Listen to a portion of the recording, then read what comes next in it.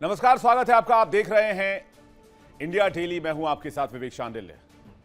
उत्तर प्रदेश के 2027 के सिंहासन के लिए अभी से रसाकसी शुरू हो गई है और सिंहासन में हम आपको वो खबरें दिखाते हैं जो उत्तर प्रदेश की सियासत से निकल कर आती है।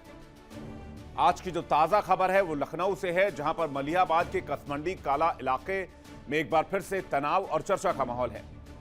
मुद्दा एक प्राचीन ढांचे की पहचान को लेकर चल रहा विवाद, जिसे कुछ लोग मस्जिद बता रहे हैं, वहीं कुछ स्थानीय लोग इसे राजा कंस के किले से जोड़कर देख रहे हैं। यह विवाद तब और बढ़ गया जब पासी समुदाय ने इस विवादित स्थल पर सुंदर कांड के पाठ का ऐलान कर दिया। दूसरी ओर यहां पहले से एक मस्जिद और एक मकबरा मौजूद है, जहां नमाज अदा की जाती है। पासी समाज का दावा है कि यह इमारत महाराज कंस के पासी के प्राचीन किले का हिस्सा है। उनके मुताबिक इमारत में बनी आकृतियां उनमें नागवंशी परंपराओं के प्रतीक नजर आते हैं। हिंदू पक्ष विवादित ढांचे की भारतीय पुरातत्व सर्वेक्षण विभाग से जांच कराने की मांग कर रहा है। माहौल बिगड़ने की आशंका को देखते हुए आगामी बकरीद की नमाज और पासी समाज द्वारा सुंदरकांड के पाठ का ऐलान, दोनों ही कार्यक्रमों की अनुमति देने से प्रशासन ने इनकार कर दिया। सुरक्षा बल ने पूरे इलाके को छावनी में तब्दील कर दिया है। पुलिस और पीएसी की तैनाती कर दी गई है ताकि किसी भी अप्रिय स्थिति से निपटा जा सके, माहौल खराब ना हो। बकरीद का त्योहार भी करीब है। पुलिस ने रास्तों पर बैरिकेडिंग कर दी है। हर आने जाने वालों पर नजर रखी जा रही है।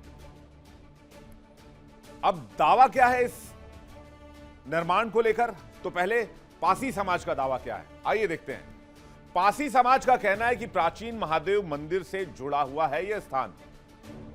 11वीं सदी का ऐतिहासिक किला है।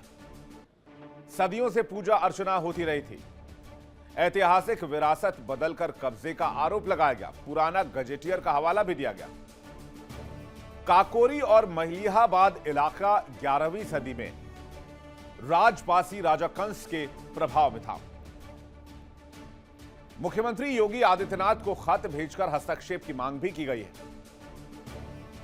यानी इस इलाके में एक बार फिर इतिहास, आस्था और दावे आमने सामने हो गए। दो समुदाय आमने सामने, एक तरफ मुस्लिम समुदाय, एक तरफ पासी समुदाय। पासी समाज का दावा है कि यह स्थान 11वीं सदी के महाराज कंस पासी के किले और प्राचीन शिव मंदिर से जुड़ा है। लाखन आर्मी के सदस्यों ने इसे प्राचीन धरोहर घोषित करने की मांग भी की है। अब आइए मुस्लिम पक्ष की तरफ। मुस्लिम पक्ष का कहना है कि यह स्थल लंबे समय से मकबरा रहा है, जहां वो पीढ़ियों से नमाज अदा करते आ रहे हैं। यहां रहने वाले ग्रामीणों का कहना है कि गांव में शिया और सुन्नी दोनों समाज के लोग रहते हैं। यहां पहले नमाज पढ़ी नहीं जाती थी। 2 साल से सुन्नी समाज के लोग यहां नमाज पढ़ रहे हैं। पासी समाज का आरोप है कि ढांचे के अंदर बनी समाधि कुछ समय पहले ही बनाई गई और बाहर लगा बोर्ड भी मुस्लिम समुदाय ने हाल ही में लगाया है। तो इसलिए मामला दोनों तरफ से पेचीदा होता जा रहा है। अब दोनों तरफ के दावों को अगर हम तराजू में रखकर तौले तो क्या सामने आता है? पासी समाज कह रहा है महाराजा कंस का पासी का ऐतिहासिक किला है। मुस्लिम पक्ष कह रहा है सरकारी रिकॉर्ड में मस्जिद और कब्रिस्तान दर्ज है। सरकारी रिकॉर्ड को कैसे बदलेंगे आप? इनका कहना है किले के अंदर प्राचीन शिव मंदिर और पूजा स्थल मौजूद है। मुस्लिम पक्ष कह रहा है हम यहां लंबे समय से नमाज करते आ रहे हैं। फिर पासी समाज कह रहा है बाद में इसे मस्जिद और कब्रिस्तान बना दिया गया जानबूझकर, ताकि हमारी धरोहर को छीन लिया जाए। मुस्लिम पक्ष कह रहा है धार्मिक तनाव के लिए इस तरह का विवाद बनाया जा रहा है। तो कहीं यूपी में चुनावी सरगर्मी के बीच जानबूझकर इस मुद्दे को तो नहीं उछाला जा रहा? लखनऊ के मलिहाबाद में उठा मस्जिद कब्रिस्तान बनाम ऐतिहासिक किले का विवाद सिर्फ जमीन या ढांचे का नहीं रह गया है। यह अब राजनीतिक रूप भी लेगा। इतिहास के पन्ने भी खंगाले जाएंगे और हिंदू और मुसलमानों की आस्था के बीच टकराव की वजह भी बनेगा। उत्तर प्रदेश की राजनीति में जातीय ध्रुवीकरण और धार्मिक ध्रुवीकरण हमेशा से एक बड़ा फैक्टर रहा है। कसमंडी के इस विवाद के जरिए समुदायों को अपनी अपनी पहचान और अस्मिता के नाम पर लामबंद करने की कोशिश नजर आती है। आज के इस शो में हम आज चर्चा करेंगे कि आखिर यह मुद्दा अभी कैसे निकलकर सामने आया। क्या चुनाव है इसलिए तनाव है? बातचीत करने के लिए मेहमानों का एक बड़ा पैनल हमारे साथ जुड़ रहा है। रामकुमार पाल, नेता बीजेपी, धर्मेंद्र सिंह, प्रवक्ता समाजवादी पार्टी, हाजी नाजिम खान, प्रवक्ता peace party, doctor H S. Rawat, Hindu धर्म गुरु, मौलाना शाहबुद्दीन रजवी बरेलवी, अध्यक्ष AIMJ, सूरज पासी, अध्यक्ष लाखन आर्मी, और गोपाल राय, अध्यक्ष विश्व हिंदू रक्षा परिषद VHRP। आप सभी मेहमानों का बहुत बहुत स्वागत है हमारे साथ इस डिबेट में शामिल होने के लिए। सबसे पहला सवाल मैं रामकुमार पाल जी से ही ले लेता हूं। रामकुमार पाल जी, आपकी सरकार ने तो एहतियातन कई कदम उठाए, मैं उसकी तारीफ करता हूं कि वहां पर विवाद ना हो, किसी तरह का टकराव ना हो, लेकिन यह मैटर क्या है, क्या आपके संज्ञान में आया? जी, मैटर तो अभी ये जो मैटर है न अदालत में, न प्रशासन में, न प्रमाणों में, अभी भावात्मक दावों से कितना कुछ कहा जा सकता है, लेकिन राजनीति के चक्कर में ये सारी चीजें हो रही है। और ये जो वोट लेने वाले, वोट लेने के बाद ये ईडीए पीडीए सब भूल जाते हैं।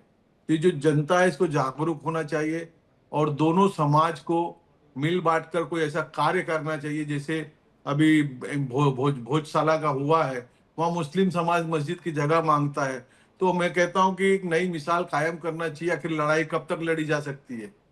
वही जो लड़ने लड़ाई के अंदर ये लड़वाने वाले तो अपना चुनाव जीत के चले जाते हैं और मौलाना लोगों को भड़का के चले जाते हैं। तो जो भी हानि होती है वो चाहे हिंदू परिवार के बच्चों की या मुस्लिम परिवार के बच्चों की होती है। तो एक नया कुछ निकालना पड़ेगा समाधान। अगर भोजशाला में मस्जिद मांग रहे तो दे दीजिए।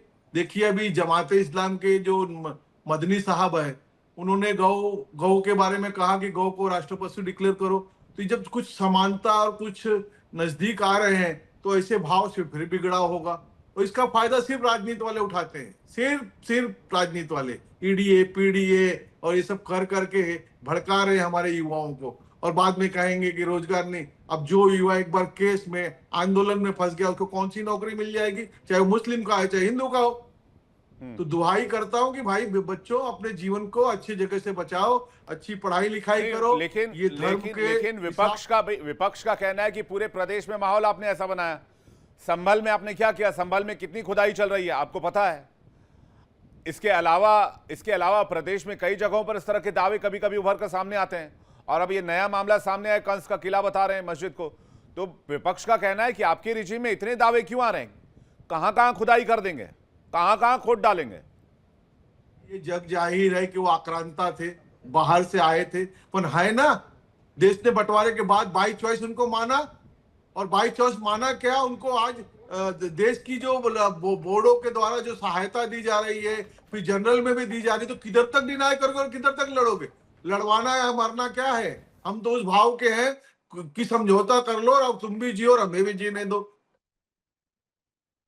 मतलब आप कह रहे हैं सबका साथ सबका विकास, ये सबका साथ विकास तो धर्मेंद्र जी, ये लड़ने लड़वाने का काम ईडीए पीडीए का है, ये कह रहे हैं रामकुमार जी। नमस्कार विवेक जी। देखिए, राम कुमार जी की कुंठा बता रही ईडीए पीडीए, पिछड़े दलितों को, अल्पसंख्यकों को, समाज के वंचित वर्गों के प्रति इनकी नफरत की भावना, ये इनकी पार्टी की भावना है जो इनके द्वारा परिलक्षित हो रही है। इसमें इनका कोई दोष नहीं राम कुमार जी का। क्योंकि नाम लेते हैं पिछड़ों का, दलितों का, भारतीय जनता पार्टी के नेताओं बीपी बढ़ जाती है। नफरत इनके अंदर इतनी भरी हुई है। समाज का वंचित तबका, जो पीड़ित तबका है, जो मुख्य धारा से पिछड़ गया है, उसको देखना नहीं चाहते हैं। फूटी आंख इनके नहीं सुहाता है। दूसरी बात, भाई राम कुमार जी को सोचना चाहिए। देखिए, महाराजा बिजली पासी, ये भारतीय जनता पार्टी के नेताओं को जानने की जरूरत है। ये देश की हमारी साझा विरासत है। वो किसी दल की, किसी राजनीतिक दल की एक राजनीतिक विरासत नहीं है। वो सारे देशवासियों को उन पे गर्व करना चाहिए। चुनाव के समय या तमाम जो मुद्दे, जब इस समय तेल के प्राइस हाइक हो रहे हैं, महंगाई से पूरा उत्तर प्रदेश का या पूरे देश का आम आदमी परेशान है, नौजवान नौकरियों को लेकर परेशान, किसान अपनी आय को लेकर परेशान है। पेट्रोल डीजल, चाहे क्रूड ऑयल 58 रुपए जब था, जब 36 रुपए था, तब भी ये 87 रुपए ले रहे थे। आज जब 118 राजनीति कर दिया आपने, आवाज 58। अरे भाई, राजनीति कर दिया पीडीए का वोट लेने के लिए। हम तो दोनों धर्मों को, दोनों युवाओं को बचाने की सलाह देना चाहते हैं, और आप लड़वा के वोट लेना चाहते हैं। हमने कोई ऐसी बात कही कि हमें वोट दो? पीडीए करते तो समझौता कराओ ना, क्यों लड़वा रहे हो? हिंदू मुसलमान में क्यों लड़वा रहे हो? क्यों लड़वा रहे हो आप? देखिए इंडिया डेली 24/7 अब आपके स्मार्ट टीवी पर। इंडिया डेली मौजूद है सभी डिजिटल प्लेटफॉर्म पर लाइव और लगातार। इंडिया डेली 24/7 हर दिन राष्ट्र को समर्पित।